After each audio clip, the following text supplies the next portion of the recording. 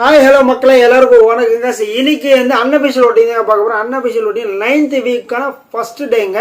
So 9th week first டேல வந்து நிறைய பேர் நாமினேஷன் வந்திருக்கு. இந்த மாதிரி தான் நாமினேஷன் பண்ணணும். ஆக்சுவலி நல்ல ஒரு சூப்பராக ஒரு நாமினேஷன் பண்ணியிருக்காங்க. ஸோ நாமினேஷன் வந்து நம்மளுக்கு வந்து ஒரு ஹாப்பியாக தான் இருக்குது. ஏன்னா வந்து அடித்தாலே அடிக்காமல் புது புது ஆளுகள் அடிக்கும்போது நல்லா இருக்கும். ஸோ அதில் வந்து நம்ம கானா வினோதர்கள் நாமினேஷன் வந்து எனக்கு ரொம்ப சந்தோஷமாக இருக்குது. ஏன்னா வந்து அவரோட கேம் என்னன்றது, அவருக்கான ஓட்டிங் என்ன, ஸோ அந்த விஷயம்லாம் நிறைய விஷயம் வெளியில் வரும். ஓகேங்களா? ஸோ அமித் கூட அதான் சொல்லியிருந்தேன், கானா வினோதர்களோட கேம் வந்து வெளியில் வரணும், நாமினேஷன் வந்தால் அவர் வந்து வெளியில் வருவாருன்னு சொல்லியிருந்தாங்க. அதே மாதிரி வந்து அவர் நாமினேஷன் உள்ளே வந்துட்டாருங்க. ஸோ உள்ளே வந்த உடனே ஃபஸ்ட்டு நாளே வந்து அவர் வந்து 15,413 ஓட்டுகள், பர்சன்டேஜ் 24%. 24% யாருமே எடுக்கலை இந்த சீசனில். வந்து எல்லோரும் வந்து திவ்யாலாம் ஃபஸ்ட்டில் வந்தாங்க, 14, 17 இந்த இதெல்லாம் இருந்தாங்க.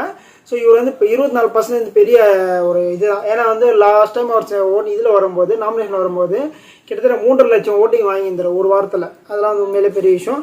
அப்போ 2ஆயிரத்தில் வந்து பார்வோட இருக்காங்க. பார்வோட ஓட்டிங் பார்த்தீங்கன்னா 10,667 ஓட்டுகள், பர்சன்டேஜ் 17%.